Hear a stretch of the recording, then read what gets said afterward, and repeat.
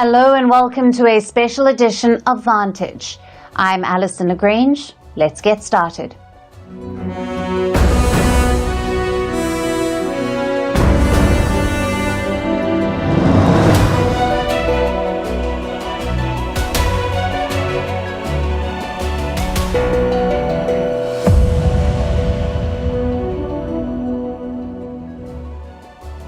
Donald Trump campaigned as a no-war president. He promised to end America's forever wars. But today, that promise is under scrutiny. Trump may have started America's next war in West Asia. The US struck Iran's nuclear sites today. This is a serious escalation. This war is getting wider now, and the fallout may be global. Tonight, we break down America's operation inside Iran, the global reactions, and what could happen next. What are Iran's options now? Will it target US military bases directly, or will it use oil to gain strategic leverage? We also look at the economic impact of this conflict. How are markets reacting to this escalation? And finally, the politics of this strike. How are Trump's supporters responding to this operation? And is he facing pushback from his own party? First, as always, the headlines. Taiwan is a country that says its president, Lai Ching-te. The declaration comes as he kicked off a tour aimed at uniting the self-ruled island. China claims Taiwan as its own territory and has threatened to annex it by force. Since President Lai took place in office last year, Beijing has held several military drills around the island. Ukraine's army chief vows to intensify strikes on Russia, accuses Moscow of prolonging the war which began in 2022. Diplomatic efforts to end the conflict have stalled in recent weeks. The last direct meeting between the two sides was almost 3 weeks ago. No future talks have been scheduled. A freed Belarus opposition leader urges Donald Trump to help release all political prisoners. He was imprisoned for more than 5 years. An appeal from the White House secured his release. The U.S. Special Envoy Keith Kellogg had met with the Belarusian president in Minsk. It was the highest profile U.S. visit in years. India's aviation watchdog revises its guidelines for flight operations during bad weather, says safety should be prioritized over sticking to a schedule. It also encourages pilots to divert flights in unpredictable conditions. Now, this comes after the recent helicopter accidents and flights being diverted due to severe turbulence. And in Algeria, at least 3 people killed in a stampede at a football club in the capital. More than 80 people have been injured in the incident. Reports say that a security barrier collapsed, which led to many fans falling onto the lower level. The trophy presentation ceremony has been cancelled due to the tragedy.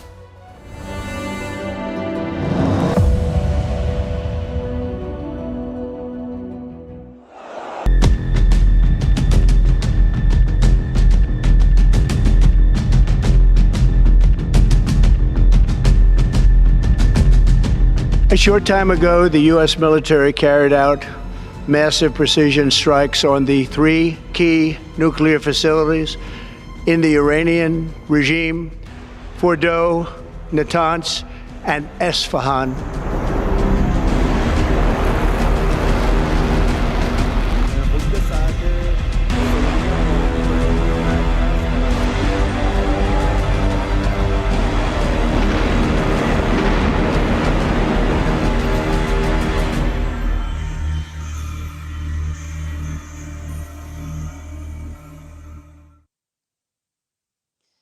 The deadline was 2 weeks, but just 2 days later, Donald Trump has bombed Iran. US struck Iran's nuclear sites. Officials say they've been obliterated. And now, warnings are pouring in of escalation, of retaliation, of war. And there is one question on everyone's mind. Has the US just dragged itself into another endless war in West Asia? Our objective was the destruction of Iran's nuclear enrichment capacity and a stop to the nuclear threat posed by the world's #1 state sponsor of terror. Tonight, I can report to the world that the strikes were a spectacular military success. Iran's key nuclear enrichment facilities have been completely and totally obliterated. So how did we get here? It all started with a surprise move. Donald Trump usually spends weekends golfing in Florida or unwinding in New Jersey. But he suddenly cut his break short. On Saturday, he flew back to the White House, and that's when the clock started ticking. He went straight from the helicopter to the Situation Room, and thus began Operation Midnight Hammer. The B-2 bombers launched from the U.S., some of them headed west as a decoy, and the others moved to their target. A total of 125 aircraft were involved in this operation. Night Friday into Saturday morning, a large B-2 strike package comprised of bombers launched from the continental United States. As part of the plan to maintain tactical surprise, part of the package proceeded to the west and into the Pacific as a decoy, a deception effort known only to an extremely small number of planners and key leaders here in Washington and in Tampa. The order we received from our commander-in-chief was focused, it was powerful, and it was clear. We devastated the Iranian nuclear program. But it's worth noting the operation did not target Iranian troops or the Iranian people. The total operation took around 20 minutes. The bombers entered Iranian airspace around 6:40 p.m. ET. That's around 2 a.m. Iranian local time. Now they struck Fordo, Natanz, and Esfahan, the 3 nuclear sites in Iran. By 7 p.m. ET, they were out of Iranian airspace. Then Trump announced the success of the mission himself. In his Truth Social post, he said, and I quote, "There is not another military in the world that could have done this. Now is the time for peace." The post caused so much traffic that the whole platform went down for some time. But Trump wasn't done for the night. Soon the US president addressed the nation. He had just one message for Iran: negotiate or expect more such strikes. Iran, the bully of the Middle East, must now make peace. If they do not, future attacks will be far greater and a lot easier. For 40 years, Iran has been saying death to America, death to Israel. I decided a long time ago that I would not let this happen. It will not continue. For Israel, this was a win like no other. After all, Benjamin Netanyahu has rallied about one thing for years: stopping Iran's nuclear bomb. So the Israeli Prime Minister had a lot to be happy about, and of course, he thanked Trump. President Trump is fiercely leading the free world. He's a great friend of Israel, like no one before him. On my behalf and that of the Israeli people, on behalf of the whole Jewish people, I thank him from the bottom of my heart. And I know, citizens of Israel, that I speak from the bottom of the heart for each and every one of you. Together we stand, together we fight, and with God's help together we win. So Washington wants Iran to return to the negotiating table. And what is Tehran saying? Now, they have confirmed the strikes. However, they haven't confirmed the extent of the damage. That still remains a question. They should know that this industry is deeply rooted in our country, and they cannot eliminate a national industry like this. Of course, they have inflicted damage on us. This isn't the first time the industry has been targeted. The UN nuclear watchdog says there is no increase in radiation levels. So a nuclear leak has been ruled out. But Iran says US strikes crossed a very big red line, that it was a grave violation of international law and the UN Charter. The Foreign Minister Abbas Araghchi says that Iran reserves all options to defend its sovereignty. Islamic Republic of Iran continue to defend Iran's territory, sovereignty, security, and people by all means necessary against not just US military aggression, but also the reckless and unlawful actions of the Israeli regime. What are Tehran's options? We will discuss that in a while. But Iran started its retaliation with another missile attack on Israel. It targeted several sites in Israel, including the Ben Gurion airport. 16 people were injured in the strikes. Meanwhile, the rest of West Asia remains on edge. They already had one war raging on. Can the region afford a second one? Oman has condemned the strikes. It was mediating the nuclear talks between Iran and the US. Qatar has called for a return to diplomacy. Saudi Arabia has expressed great concern. Turkey, too, refrained from directly criticizing Washington, yet it warned of dire regional consequences. But it is not just West Asia that is worried. Russia has condemned the attack. China, too, has called it a violation of the UN Charter. Beijing has urged parties to start talking. The UK says Tehran should never be allowed to have a nuclear weapon. Japan has called for de-escalation. We believe that a de-escalation as soon as possible is more important than anything. At the same time, Iran's nuclear weapons development must be stopped. Yes, the United States does tell us in advance of activity like this. The Prime Minister will be talking to all of our international allies today, and there'll be a continuation of the work that has been going on across government all week. We did specifically know about this? We did know this was happening, yes. I mean, we are close allies. You would expect, I think, that level of communication. Meanwhile, Indian Prime Minister Narendra Modi spoke to Iranian President Masoud Pezeshkian today. The call came from the Iranian side and it lasted around 45 minutes. Pezeshkian briefed Prime Minister Modi on the situation, and Iran also thanked Prime Minister Modi for India's position on de-escalation. So that's where things stand now. The bombs may have fallen, but the fallout could last for a long time. Tonight, the world is at a crossroads. Two paths lie ahead. One that leads back to the negotiating table, and one that tumbles into all-out war. That choice will shape the future of West Asia and possibly the world.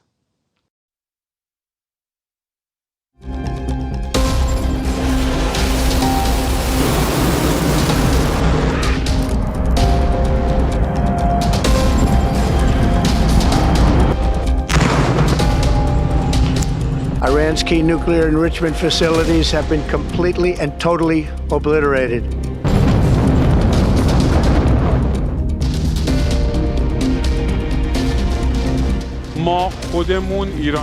Iran now considers all U.S. military bases in the region and all 40 to 50,000 American military personnel stationed here as legitimate targets.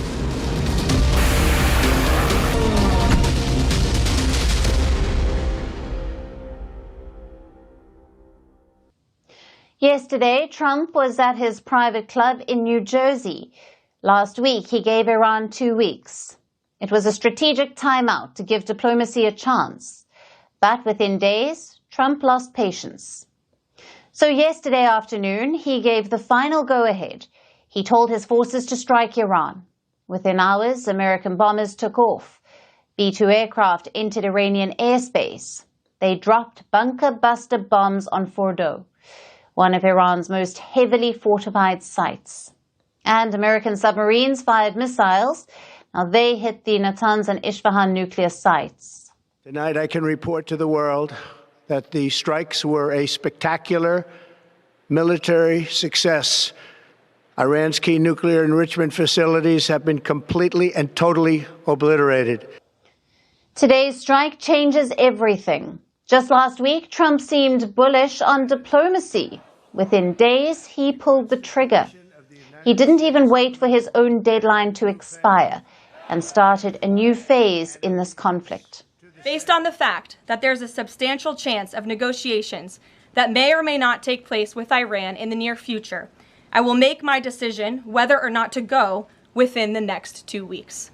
That's a quote directly from the president. So what changed? Reports say the back channel between Washington and Tehran collapsed. A meeting was being planned, Turkey was mediating between the US and Iran, but it never happened. The plan failed. Apparently, Turkey sent a message to Iranian officials. It was an invitation for talks with the US. Now, Trump had authorized his special envoy, Steve Witkoff, to talk to Iran, but the Iranian officials couldn't reach their supreme leader. They wanted approvals from Ayatollah Ali Khamenei. Khamenei was underground. He was in hiding due to assassination fears. So Iranians couldn't establish contact, and Turkey's mediation collapsed. The White House lost confidence. Trump had already been briefed on the military options. Last Tuesday, he approved strike plans, but he held back on giving the final order. He wanted to see if Iran would halt its uranium enrichment. 2 days later, on Thursday, Trump repeated that Iran had a maximum of 2 weeks. But the very next day, he said his patience was running out. From this point on, the military option gained serious traction. There were 2 more factors that pushed Trump closer to a strike. First, Israel's actions over the past week. They targeted Iran's nuclear infrastructure and degraded its air defense systems. Second, America's own intelligence assessment. U.S. officials feel Iran is at its weakest in decades. On the military front, Tehran was on the defensive, and Israel has degraded its proxy network systematically over the last couple of years. So, Trump's team saw an opening. They believed the timing was right to strike Iran's nuclear program. These judgments shaped Trump's thinking. The Iranian foreign minister this afternoon said if the U.S. is serious about negotiations, that you would call up Israel and request that they stop their airstrikes. Will you make that request? Well, I think it's very hard to make that request right now. If somebody's winning, it's a little bit harder to do than if somebody's losing. But one condition outweighed everything. Trump wanted Iran to completely halt uranium enrichment. Tehran refused to do that. For us to come back to diplomacy, the aggression should be stopped. It is obvious I cannot go to negotiation with the United States when our people are under bombardments, under the support of the United States. Iran wanted Israel to stop its military operations first. Last Friday, Iran's foreign minister was in Geneva.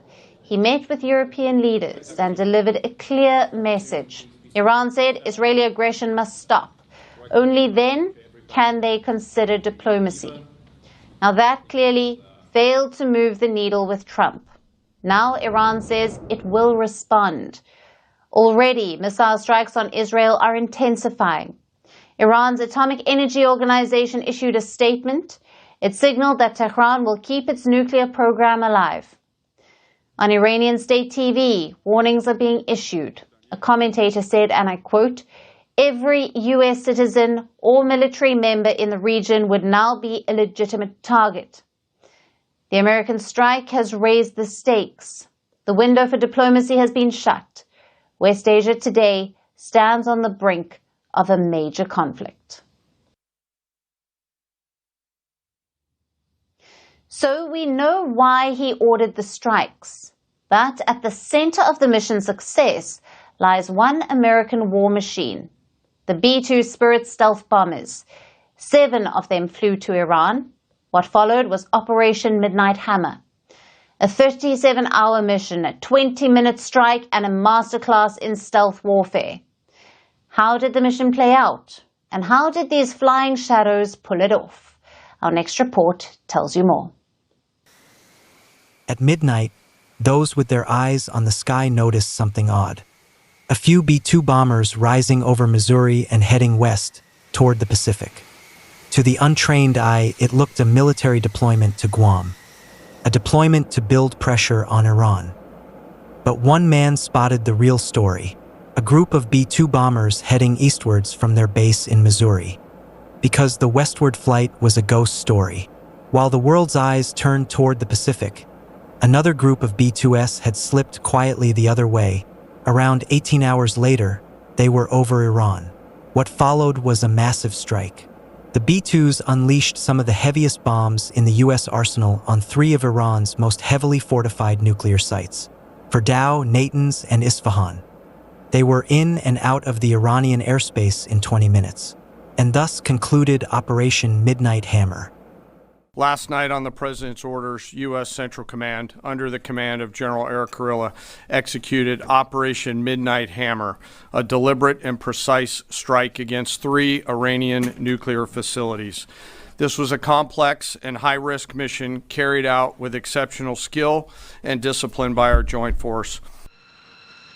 At the heart of it is the rarest and most expensive military aircraft ever built, the B-2 Spirit stealth bombers. It was born in the Cold War and was designed by Northrop Grumman for the United States Air Force. The B-2 first flew in 1989 and entered service in 1997. It was engineered to do something almost mystical: sneak into airspace protected by the world's best defenses and drop bombs that end wars before they start. So how does the B-2 do it? The secret lies in what isn't there. The plane has no right angles. Every edge is curved or angled to bounce radar away. Its engines are buried in the wing, and its exhaust cooled to avoid detection by infrared. The paint absorbs radar. Even the landing gear doors are zigzag-shaped to prevent reflecting signals. Though conceived to bomb the Soviet Union, the B-2 came of age in a different world. Its first combat mission was in 1999. It flew non-stop from Missouri to Serbia and back to bomb military targets during the Kosovo War. It flew 30 hours, refueled in midair, and struck targets. Later, it hit targets in Afghanistan 2001, Iraq 2003, Libya 2011, and Yemen. This latest strike marked the longest B-2 mission since the post-9/11 retaliation strikes. Nearly 37 hours in the air, refueling tankers, meeting them halfway across the globe. Operation Midnight Hammer was a showcase of American war machinery. The total mission included around 125 aircraft. This included the B-2S, refueling tankers, reconnaissance planes, and fighter jets. The likes of F-22 Raptors and F-35 Lightning II jets. Each of the 7 B-2S carried 2 of the heaviest bombs in the U.S. arsenal. It's the GBU-57 Massive Ordnance Penetrator, also called the MOP. At 30,000 pounds apiece, each MOP is a steel-jacketed monster the size of a telephone pole. It's not meant to explode on the surface. It's designed to punch 200 feet into the ground before going off. 12 of them were dropped on Fordow, the Iranian facility buried deep beneath a mountain. Another 2 hit Natanz, a site surrounded by cascades of uranium centrifuges. And in the south, the Isfahan site was bombarded by submarine-launched Tomahawk cruise missiles. The whole thing took around 20 minutes. At approximately 10 a.m. Iran time, the lead B-2 dropped 2 GBU-57 massive ordnance penetrator weapons on the first of several aim points at Fordo. As the president stated last night, the remaining bombers then hit their targets as well, with a total of 14 MOPs dropped against 2 nuclear target areas. But as futuristic as the B-2 seems, it's aging. Only 21 were ever built and just 20 remain. Most live at Whiteman Air Force Base in Missouri, occasionally rotating to forward bases like Diego Garcia or Guam. By 2032, they'll be replaced by the B-21 Raider, sleeker, cheaper, even more stealthy. But the bat-winged B-2 will likely retire undefeated. A reminder that the deadliest weapon is the one you never see coming.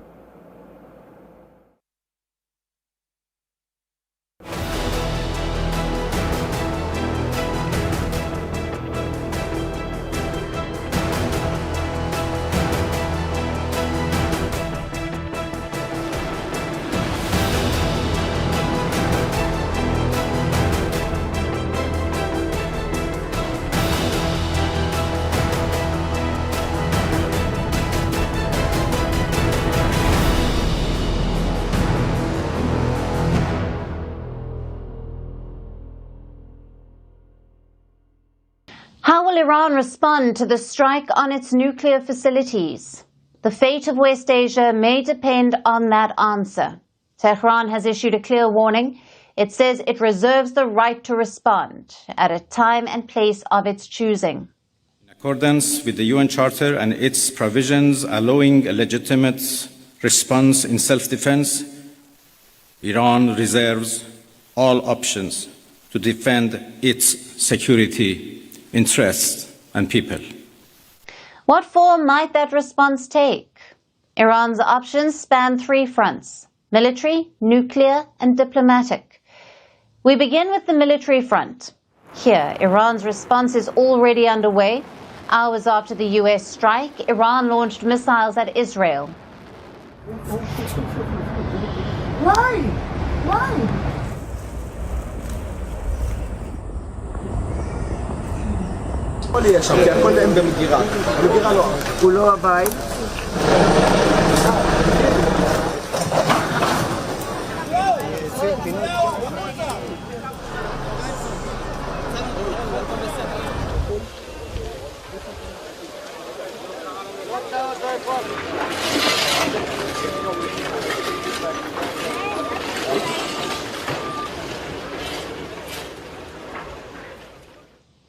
Meanwhile, threats have also been issued on state television.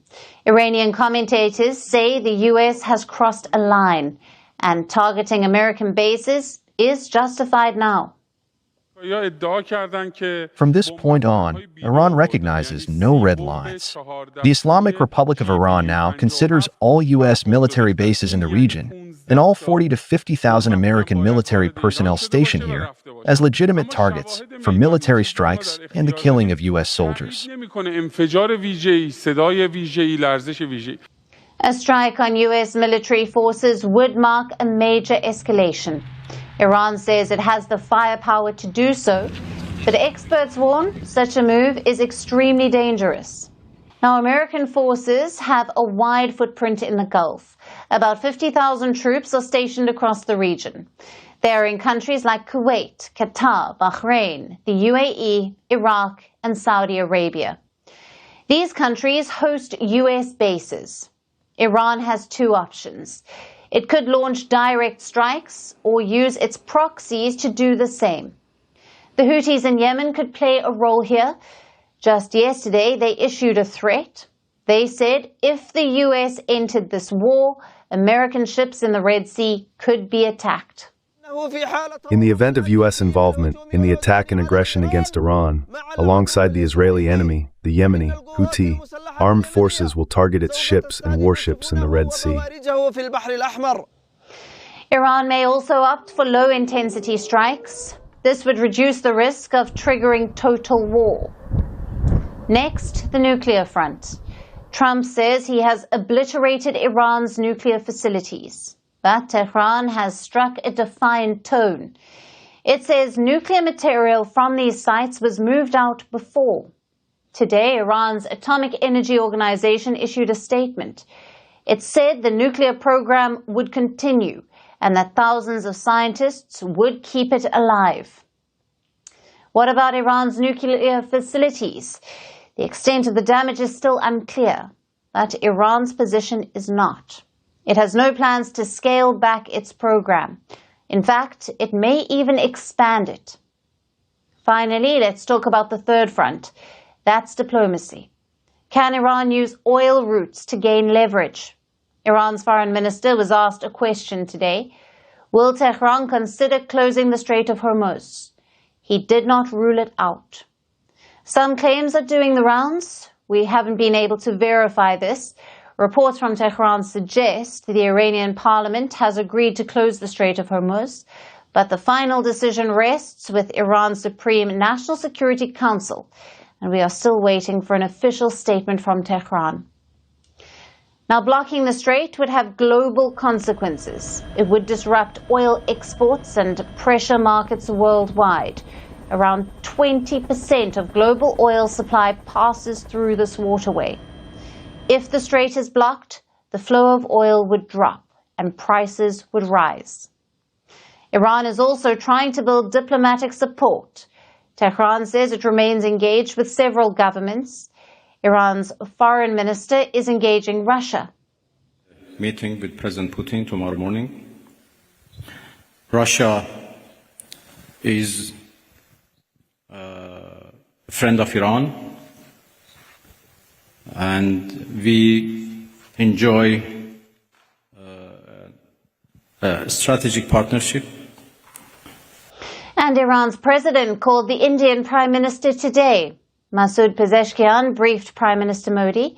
The call lasted 45 minutes. Pezeshkian thanked India for supporting dialogue and de-escalation and called India a partner for regional stability. The message from Tehran is clear. It is seeking support while preparing for escalation. The next few days will be crucial for Iran and for the future of West Asia.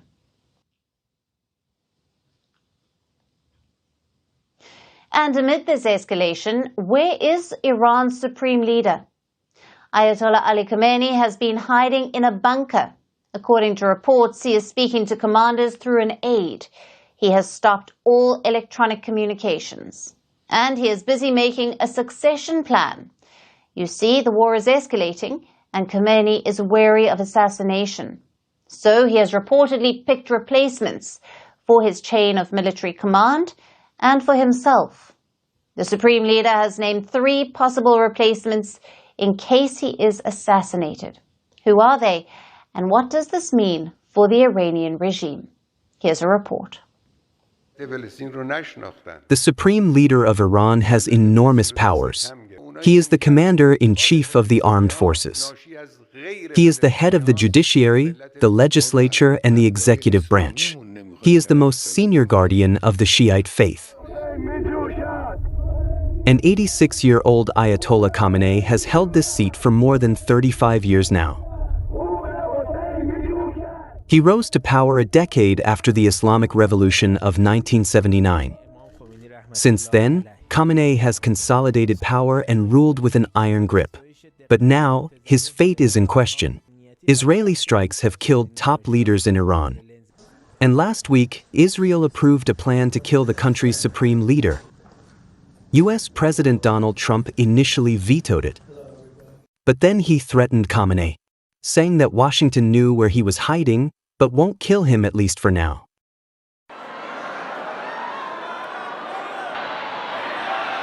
Khamenei typically lives and works in central Tehran's Beit Robbery, meaning leader's house. This is a highly secure compound and Khamenei seldom leaves it. But wary of assassination, he has retreated to a bunker. According to reports, he has suspended all electronic communications.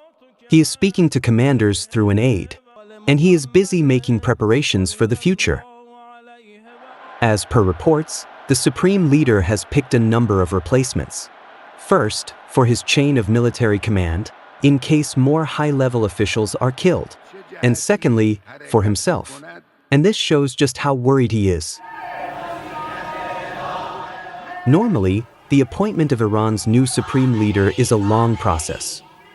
He is elected by the 88-member Assembly of Experts for Life. Clerics prepare a long list of names. They pick and choose from it. There are multiple meetings among political and religious circles. The process can take months. But amid rising tensions, Khamenei wants to speed things up. As per reports, he wants a quick transition that could preserve his legacy. Khamenei has reportedly named 3 senior clerics as candidates to succeed him in case he is assassinated. It is unclear who is part of the list. But contrary to speculations, Khamenei's son, Mojtaba Khamenei, is most likely not on the list. He is a cleric. He is closely aligned with the Islamic Revolutionary Guards Corps. When the war started, Khamenei had reportedly instructed the Council of Experts to move quickly, to convene immediately in case he dies. After all, if the Supreme Leader is killed and there are delays in naming a successor, there is a high risk of instability. It may lead to a power grab tussle between militias and extremist groups, and this could unleash greater unrest, maybe a refugee crisis, which would create problems for both Iran and the greater region. And while Israel says that a regime change is not their goal, the matter of regime change is, first and foremost, up to the Iranian people. Therefore, I have not set it as an official or declared goal. It may be a result, but it is not an explicit objective of our operation.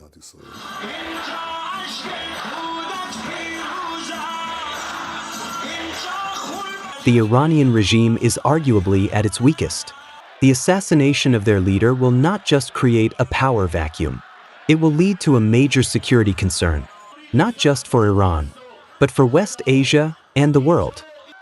And Khamenei's moves are the most telling symbol of this precarious situation.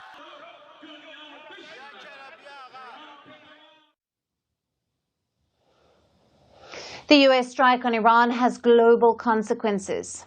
Its impact is being felt across West Asia, as well as on the world economy. This is exactly what economists had hoped to avoid. Even before the strikes, warnings were being issued. The World Bank and the IMF had already downgraded their growth forecasts. Now this operation may force them to revise their numbers. It could potentially lead to more downgrades. Already, oil prices are up. There are early signs of a surge. Earlier today, Brent crude was trading at around $77 per barrel. Could the prices climb higher? Now that depends on how long this war lasts, if Iran retaliates, and if the war escalates. Prices could jump to $80, $90, or even $100 a barrel. In the worst case, they could climb even higher. JP Morgan says oil could cross $120 per barrel. Now, why is that? A wider conflict will disrupt supply routes. Tankers could be blocked, trade flows could slow, and Iran itself accounts for a third of global oil output.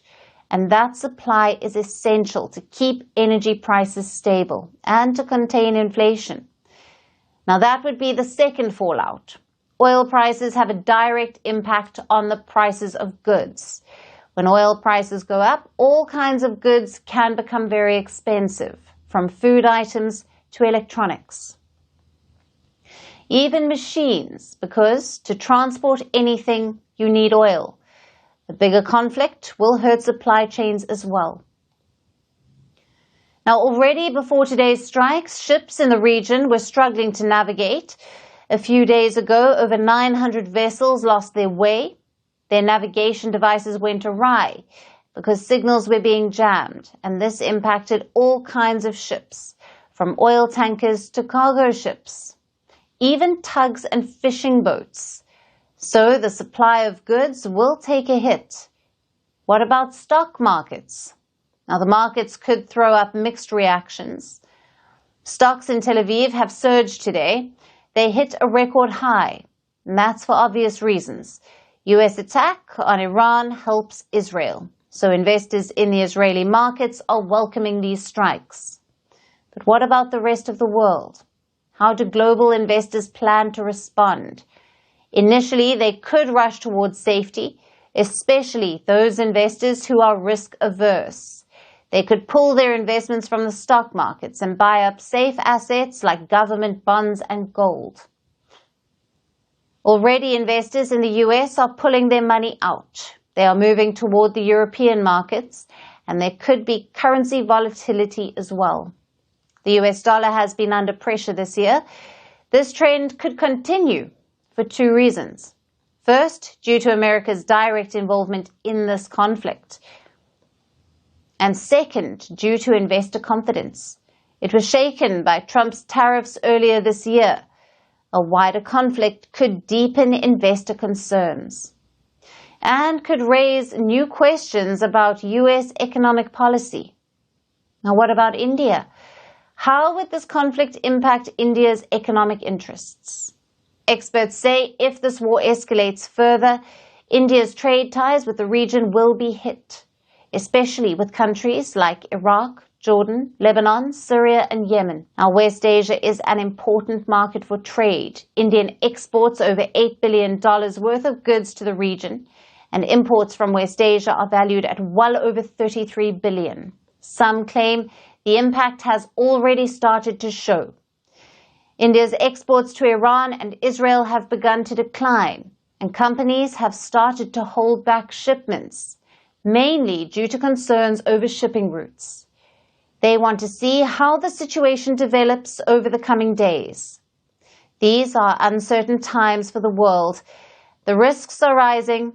The global economy stands on unsteady ground.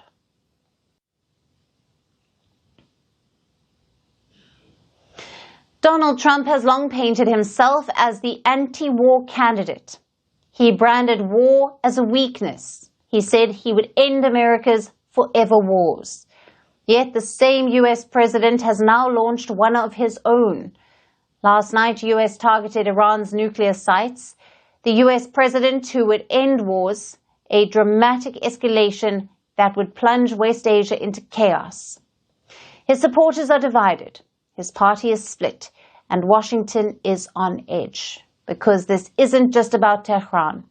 This is about Trump versus Trump, the anti-war outsider of 2016 versus the wartime president of 2025. Our next report tells you more. Our president will start a war with Iran because he has absolutely no ability to negotiate. He's weak and he's ineffective. That was Donald Trump in 2011. The U.S. president he was talking about was Barack Obama. At the time, he accused Obama of plotting a war with Iran as a political stunt to boost his approval ratings. Fast forward to June 2025, and the roles have reversed. The same man who warned against war is now the one launching it. American bombs have just fallen on Iranian nuclear facilities, not via Israeli warplanes, not via a coalition of allies, but through direct U.S. action. And now, the man once hailed as the anti-war candidate is being accused of dragging the country into another West Asian conflict. This hasn't just split the United States, it's splitting his own party. More importantly, it is splitting his loyal MAGA base. To understand the magnitude of the shift, you have to go back to what MAGA stood for in the beginning. Trump's 2016 campaign wasn't just about walls and tariffs. It was also about ending forever wars. He railed against the stupid wars in Iraq and Afghanistan. He mocked the Bushes and Clintons. He painted himself as the antidote to America's addiction to military intervention. His promise was simple: America first, so no more foreign entanglements. So when Trump bombed Iranian nuclear sites on Saturday, some of those same voters blinked. This wasn't supposed to be his war. Within hours of the strike, a familiar Trump-era spectacle unfolded. On X, Representative Thomas Massie called the attack unconstitutional. Georgia firebrand Marjorie Taylor Greene was even more direct. "This is not our fight," she posted. Meanwhile, Trump's usual echo chamber was unusually quiet. Tucker Carlson, Steve Bannon, Jack Posobiec, they have all been rallying against a war in West Asia. How many people live in Iran, by the way? I don't know the population. At all? No, I don't know the population. You don't know the population of the country you seek to topple? How many people live in Iran? 92 million. Okay. Yeah, How could you not know that? I don't sit around memorizing population tables. Well, it's kind of relevant because you're calling for the overthrow of the government. Why is it relevant whether it's 90 million or 80 million or 100 million? Why is that relevant? Some top MAGA influencers are rallying behind the U.S. president. Most of MAGA's generals have either rallied or gone silent. So there is no immediate risk of open rebellion. But the Democrats have erupted in protest. Chuck Schumer said Trump had ignored the Congress and broken the law. Alexandria Ocasio-Cortez floated the I word again: impeachment. Hakeem Jeffries declared that Trump had misled the American people. He demanded the Congress enforce the War Powers Act of 1973. Technically, Trump can't just bomb a country and call it a day. The War Powers Act of 1973 was supposed to limit exactly this kind of unilateral action. It requires the president to notify the Congress within 48 hours of deploying military force. But let's be real, presidents have sidestepped it for decades. Ronald Reagan did it in Lebanon, Bill Clinton in Kosovo, Barack Obama in Libya, and now Donald Trump in Iran. The U.S. Congress hasn't formally declared war since World War II. But let's forget Tehran for a moment. Trump's real war may be in Washington. Impeachment whispers are growing. Congressional hearings are likely. And the MAGA base is unsettled, not enough to defect, but enough to raise questions. The Trump of 2011 mocked war as weakness. The Trump of 2025 wages it under the banner of strength. And in the gap between these two Trumps lies a country that still hasn't figured out what America first truly means. West Asia. It is an enduring obsession for the US. This region is abundant in fossil fuels, regional tensions are rife, and political instability has often been the norm. So, of course, the US has played an active role here. Be it the Gulf War, the invasion of Iraq, or the looming American presence in the region since the Arab Spring. The US has a decades-long history of conflicts in West Asia. Here's a report. Abundant fossil fuels and natural gas. Geopolitical rivalry and regional tensions. Authoritarian regimes and militant groups. This trifecta sits at the center of America's role in West Asia. Historically, the U.S. has been very active in the region, and often on war footing. Let's go back to 1990. That's when Iraq invaded Kuwait. Hoping to seize its oil reserves. There was international outrage. The UN demanded that Iraq withdraw. I'd like to urge all nations. And then U.S. President George H.W. Bush grew worried. He thought that Saddam Hussein, who was Iraq's president at the time, might invade Saudi Arabia next. This would have given the dictator control over massive oil supply. So the U.S. led an international coalition to counter Iraqi aggression. This included dozens of countries. And then came the Gulf War. More than 500,000 American troops fought, and Iraqi forces were defeated. But tensions didn't cease immediately. The coalition initially wanted to push into Baghdad, Iraq's capital. They wanted to depose Saddam Hussein. But it would be another decade before the U.S. decided to take up that mission. On September 11, 2001, al-Qaeda terrorists hijacked 4 planes.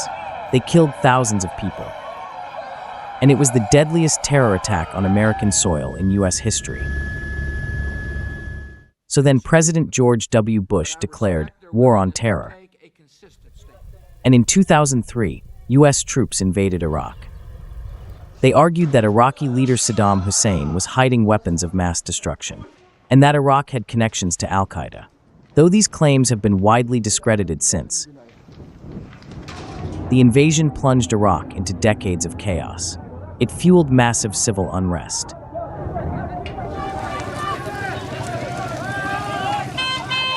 The rise of militias and the death of tens of thousands of civilians.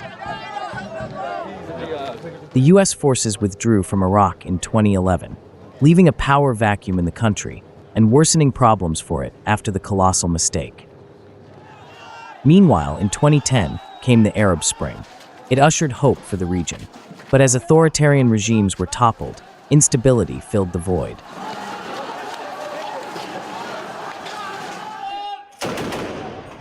For instance, Libya spiraled into civil war. The country's dictator, Muammar al-Gaddafi, threatened to kill protesters. So the U.S., together with NATO members, enabled rebel forces to capture and kill him. In Syria, the U.S. helped rebels who opposed the oppressive ruler Bashar al-Assad, but refused to intervene even as Assad killed hundreds of thousands of civilians. Since then, the U.S. has lingered in the shadows. But in 2023, after Hamas attacked Israel, the U.S. returned to the fore.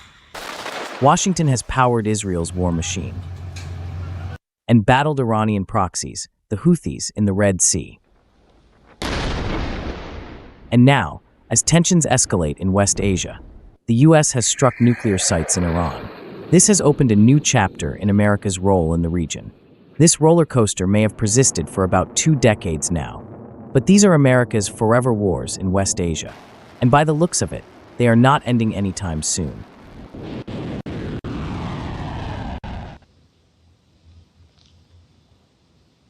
For our last story tonight, let's talk about the situation on the ground. Unsurprisingly, it remains grim. Tehran is largely deserted, and most of Iran is under a blackout. Communication has been blocked with the outside world. People calling their loved ones in Iran are instead hearing strange, pre-recorded messages. Meanwhile, rescue operations are underway in both Iran and Israel, and countries the world over are scrambling to evacuate their citizens from the region. Here's a report.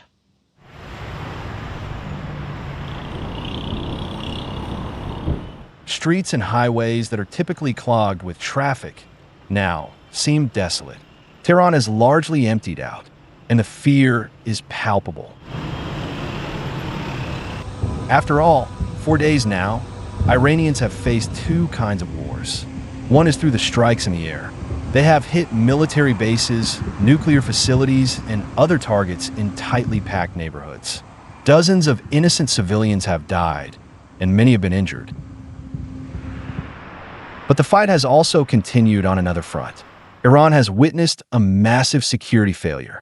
Covert Israeli operatives have been scattered on the ground, targeting the country from within. So amid the most sad paranoia, people are on edge. The regime has demanded that they report anyone suspicious, specifically those wearing sunglasses or masks. Iran has also demanded that anyone working with the enemy must turn themselves into the authorities by the end of today, because if discovered, they would face execution. And that's not the end of it. Iran has also been in a communication blackout with the outside world. Internet has been shut down in most parts, and incoming international calls have been blocked. So people hoping to hear their loved one's voice are instead met with a strange, robotic message. Hello, and thank you for taking the time to listen. Life is full of unexpected surprises, and these surprises can sometimes bring joy while, at other times, they challenge us. The key is to discover the strength within us to overcome these challenges. This overly optimistic pre-recorded message lasts about 90 seconds. And according to the Ministry of Telecommunications, this overcompensation is aimed at curbing so-called enemy operatives on the ground. But amid the panic, there seems to be a resurgence of nationalism among many Iranians. There's a rush of social media posts from locals, activists, and celebrities who seem to have put their differences with the regime aside in difficult times. Hotels and wedding halls have opened their doors free of charge. Supermarkets are giving discounts. Many bakeries have limited purchases so that everyone standing in line can have bread. Meanwhile, rescue operations are underway. This is true for Israel as well.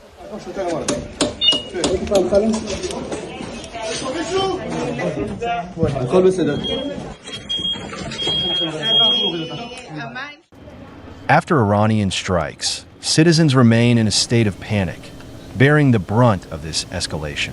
Evacuations are also underway. It's happening 7:30 in the morning. We was in the Mamad.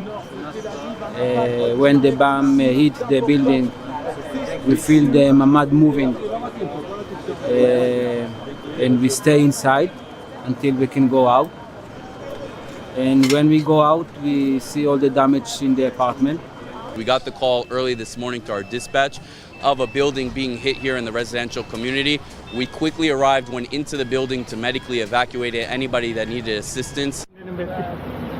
Nations have been scrambling to rescue their citizens from Iran and Israel.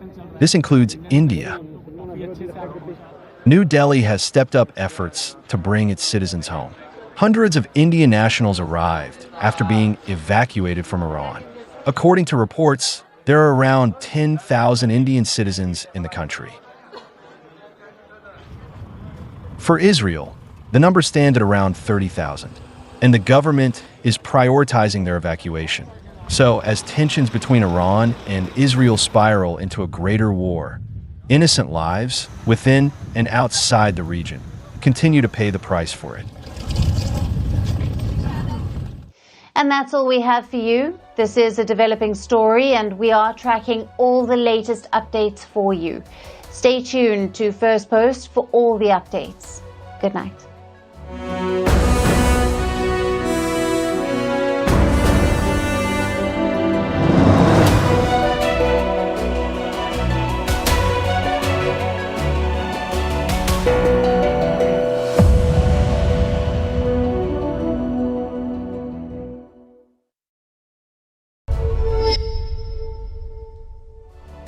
Hello and welcome to a special